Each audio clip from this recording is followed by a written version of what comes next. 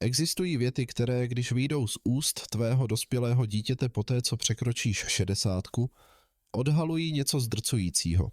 Odhalují, že základní pouto mezi vámi je už zlomené. Ne poškozené, ne v krizi, ale zlomené.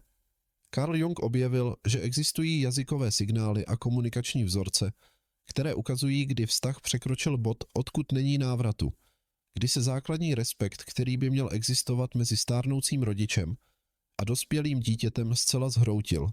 A nejbolestnější je, že mnoho rodičů tato znamení nepozná. Stále se snaží, stále tolerují, stále doufají, že se věci zlepší. Ale Jung pochopil, že některé zlomy jsou tak hluboké, že jen jejich přijetím můžeš najít klid. Dnes přesně zjistíš, které věty ukazují, že pouto s tvým dítětem je zlomené a co je ještě důležitější, co dělat, když si uvědomíš, že jsi překročil tento bod. Zůstaň až do konce, protože poslední věc, kterou ti odhalím, je nejtěžší, ale zároveň nejosvobozující. Rozhodnutí, které můžeš učinit, když tuto bolestivou pravdu přijmeš. Přejdeme rovnou k věci. První věta, která ukazuje, že pouto je zlomené, zní: už tě v mém životě nepotřebuji. Když to dospělé dítě řekne rodiči staršímu než 60 let, není to projev zdravé nezávislosti, ale projev pohrdání. Jung chápal rozdíl mezi zdravou individuací, přirozeným procesem oddělování a stávání se sám sebou, a krutým odmítnutím, což je zásadní popření významu druhého člověka. Zdravé dospělé dítě může říct: vybudoval jsem si svůj vlastní život a jsem nezávislý.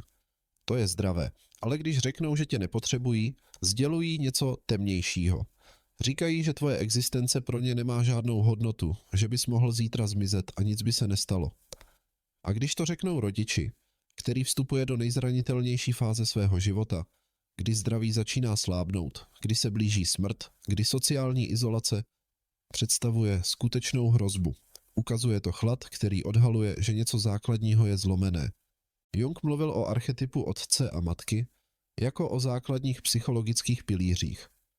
I když jsme dospělí, i když už nejsme materiálně závislí na rodičích, stále existují jako archetypální postavy v naší psychice. A když se někdo dokáže podívat svému stárnoucímu otci do očí a říct: už tě nepotřebuji v mém životě, odhaluje, že tento archetyp v sobě zničil. Psychologicky zabil otce a to je hluboký zlom. Druhá věta je: měl bys být vděčný, že s tebou vůbec ještě mluvím. To je ničivé. Je to prohlášení, že kontakt s tebou je laskavost, charita. Něco, co dělají z dobroty, ne proto, že skutečně chtějí vztah. Jung by řekl, že to odhaluje zcela dysfunkční obrácenou hierarchii. Dítě se postavilo do pozice absolutní moci a vidí tě, stárnoucího rodiče, jako někoho, kdo by měl být vděčný za drobky pozornosti, které mu občas hodí. Když tuto větu slyšíš, slyšíš čisté pohrdání. Slyšíš, že podle tvého dítěte si nezasloužíš respekt, ohledy ani vrozenou hodnotu. Tvá jediná hodnota spočívá v tom, že se rozhodnou tě velkoryse tolerovat. A to je obzvlášť kruté, když ti je přes 60, když máš za sebou celý život, když si to dítě vychoval, když jsi ve fázi, kdy bys neměl očekávat uctívání, ale základní respekt. Tato věta odhaluje ještě něco dalšího. Odhaluje, že tě tvé dítě vnímá jako přítěž, jako něco nepříjemného, co musí snášet. A tento obraz nevzniká z ničeho. Buduje se roky hromaděné zášti, negativních příběhů, které si o tobě opakovali sobě i ostatním. Když někdo dospěje k tomu, aby ti to řekl, vztah je už dávno mrtvý. Jen to teď říká nahlas. Třetí věta je: už si způsobil dost škody. Můj život se zlepšil, když jsem tě odstranil. Je to brutální, protože spojuje obvinění s oslavou tvé nepřítomnosti. Nejenže tě viní ze svých problémů, aktivně říkají, že jejich život je lepší bez tebe, že tvá přítomnost je toxická, že zbavit se tě bylo nejlepší rozhodnutí, jaké kdy udělali. Jung chápal, že lidé potřebují příběhy, aby vysvětlili svůj život. A když si někdo vytvoří příběh, v němž si ty padouch, zdroj všeho zlého, co ho potkalo, tento příběh se stane součástí jeho identity. Už se ho nemůže vzdát, aniž by se mu zhroutil obraz o tom, kým je. Takže se toho příběhu drží. A součástí tohoto držení je držet si tě od těla. Protože kdyby tě pustili blíž, kdyby tě začali vidět jako složitého člověka s chybami, ale i s láskou, příběh by se zkomplikoval. A oni nechtějí složitost, chtějí jednoduchost. Ty zlý, já oběť. Tato věta ukazuje také naprostý nedostatek emoční vyspělosti, protože emočně vyspělý člověk dokáže uznat, že jeho rodiče jsou nedokonalí lidé, kteří dělali to nejlepší, co mohli, s nástroji, které měli. Mohli mít těžké dětství, ale přesto by to nemělo určovat celý vztah s rodiči. Ale když někdo ve věku 30, 40 nebo 50 let stále zcela obvinuje své stárnoucí rodiče za všechno špatné ve svém životě, je to znamení psychologické stagnace. Čtvrtá věta je mi jedno, jestli jsi sám, nemocný nebo umíráš, to není můj problém. To je možná ta nejbolestivější, protože ukazuje naprostou absenci základní empatie. Jung mluvil o stínu jako o temných částech naší psychiky. A všichni máme stín, všichni máme schopnost krutosti. Ale ve zdravém vztahu je tato krutost tlumena láskou, pouty sdíleným lidstvím. Když dítě dokáže podívat se stárnoucímu, možná nemocnému, možná umírajícímu otci do očí a říct, to není můj problém, ukazuje to, že tato pouta už neexistují. Úplně otce odličtili. Už ho nevidí jako člověka s pocity, potřebami, zranitelností. Vidí ho jako objekt nebo ještě hůře, jako nepřítele. A zde je to znepokojivé.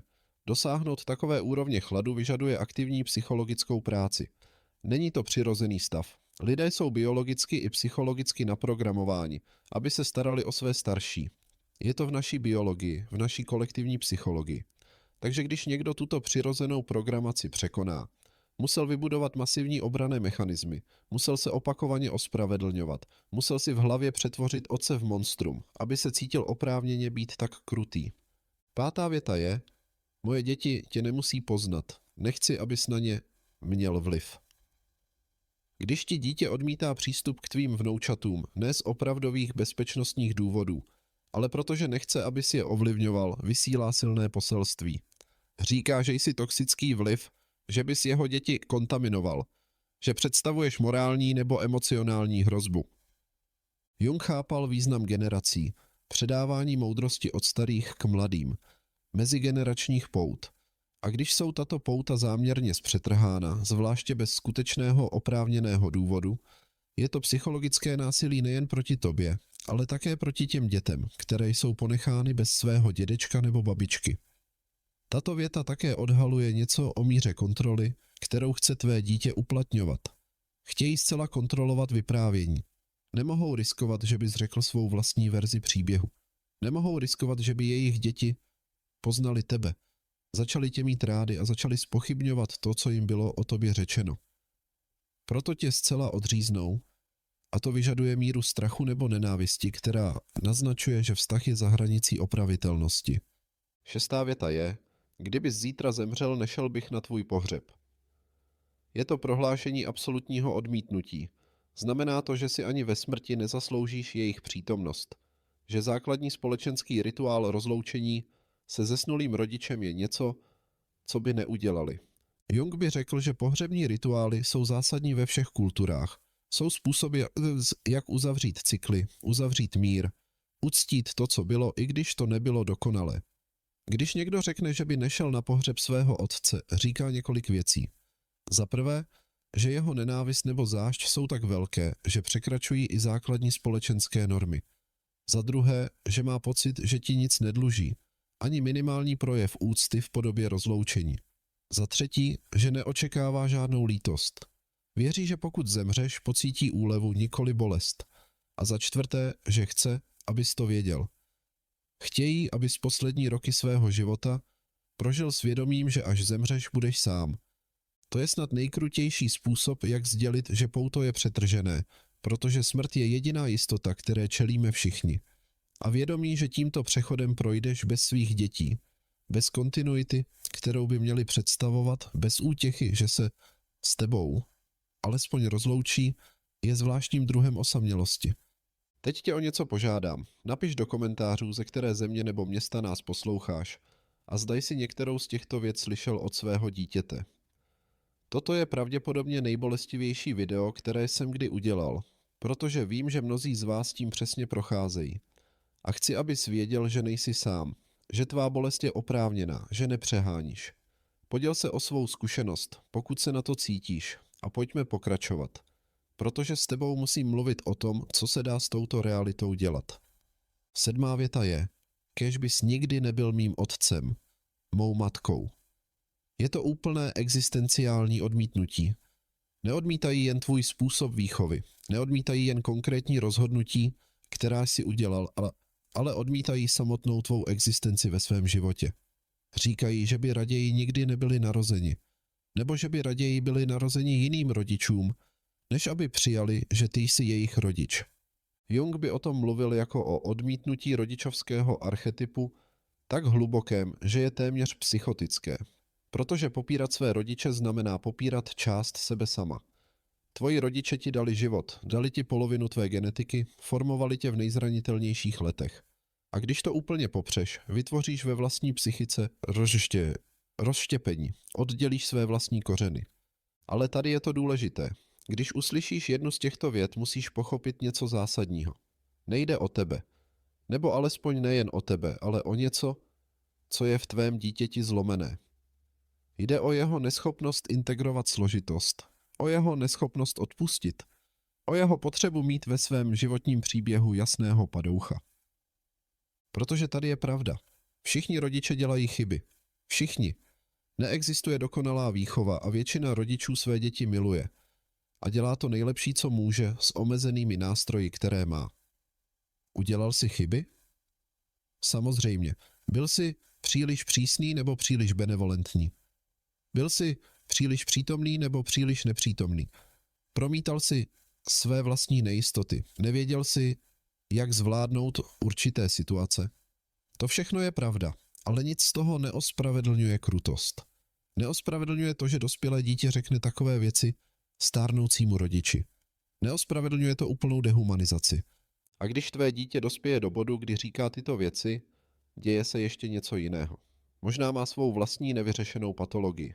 Možná na tebe promítá problémy, které s tebou vůbec nesouvisejí. Možná je ovlivněno partnerem nebo kulturním vyprávěním, které démonizuje rodiče. Možná si jednoduše nikdy nevyvinulo emocionální zralost potřebnou pro složitý dospělý vztah s rodiči. Co tedy dělat, když si uvědomíš, že pouto je přetržené? Jung by byl velmi jasný. Nejprve přijmeš realitu, přestaneš popírat, přestaneš zlehčovat, přestaneš hledat výmluvy. Podíváš se na situaci s brutální jasností a řekneš, ano, pouto s mým dítětem je přetržené. A bolí to. A je to zničující, ale je to pravda. Toto přijetí je prvním krokem k uzdravení, protože dokud budeš popírat, dokud budeš doufat, že se věci magicky zlepší, budeš žít ve fantazii a tato fantazie tě drží v pasti, drží tě u telefonu, drží tě v neustálém pocitu viny, drží tě v obětování tvého duševního klidu pro vztah, který už neexistuje. Za druhé truchlíš. Jung chápal, že smutek není jen pro fyzickou smrt, ale pro každou významnou ztrátu. A ztráta vztahu s tvým dítětem je obrovská ztráta, možná ta největší. Musíš si tedy dovolit tento smutek cítit naplno. Smutek, hněv, zmatek, hlubokou bolest z toho, že člověk, kterého jsi přivedl na svět, člověk, kterého jsi miloval ještě předtím, než se narodil, tě tak úplně odmítl. Plač, křič pokud musíš, mluv s terapeutem, piš, dělej co musíš, abys tento bolestivý zážitek zpracoval. Ne potlačuj ho, nezlehčuj ho. Neříkej si, že bys neměl cítit to, co cítíš. Cítíš všechno a věř, že bolest se časem stane snesitelnější. Za třetí, pustíš vinu, která ti nepatří. Pokud si udělal chyby, to jsme už uznali, ale nejsi odpovědný za to, jak tvoje dospělé dítě ve věku 40 nebo 50 let zvolí zpracovat tyto chyby. Nejsi odpovědný za jeho neschopnost odpustit. Nejsi odpovědný za krutost, s jakou tě teď zachází.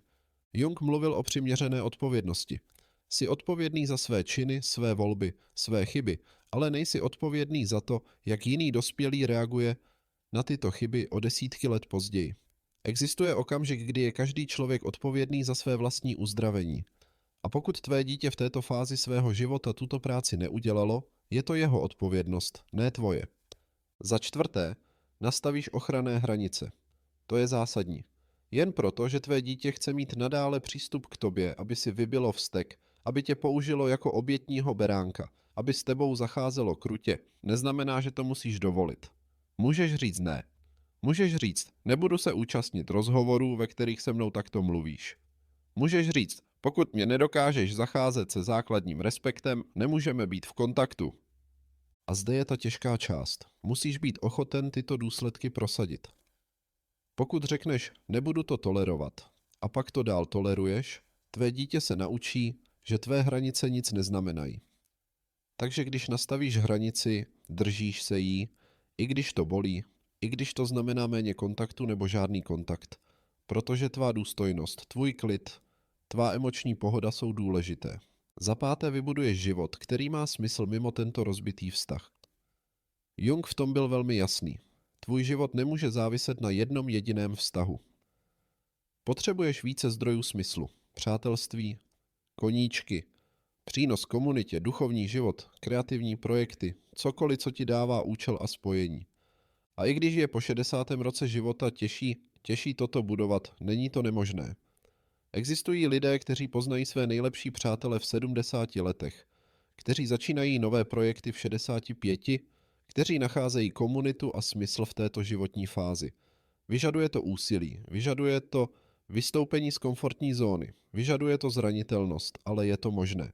A když si vybuduješ tento bohatý život, když už zoufale nečekáš, až tě tvé dítě potvrdí nebo zahrne, něco se změní. Přestaneš jednat ze zoufalství, začneš jednat z hojnosti. A paradoxně to někdy otevře dveře. Někdy, když přestaneš někoho pronásledovat, začne přemýšlet. Ne vždy, ale někdy. 6. je, že vážně zvažuješ možnost trvalého nebo minimálního odstupu. Je to nejtěžší rozhodnutí, ale někdy nejzdravější. Jung říkal, že ne všechny vztahy je třeba udržovat za každou cenu. Někdy je puštění tím nejmoudřejším a nejlaskavějším činem, který pro sebe můžeš udělat. Pokud se k tobě tvé dítě chová s neustálou krutostí, pokud tě každá interakce zanechá zničeného, pokud je vztah jen bolest bez okamžiků skutečného spojení, pak se musíš zeptat sám sebe, proč to udržuji, z lásky nebo ze strachu, ze skutečného spojení nebo z povinnosti, z opravdové naděje na změnu nebo z popírání reality. A pokud je upřímná odpověď ta, že udržuješ toxický vztah ze strachu z osamělosti nebo z viny nebo z neopodstatněné naděje, pak je možná čas pustit. Říct, udělal jsem vše, co jsem mohl. Miloval jsem, jak nejlépe jsem uměl. A teď se musím chránit.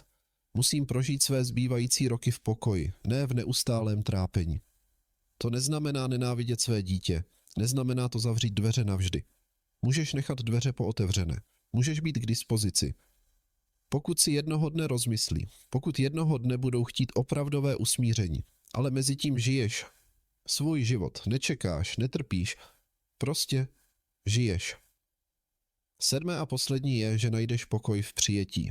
Jung často mluvil o přijetí jako o konečném stavu psychologické zralosti.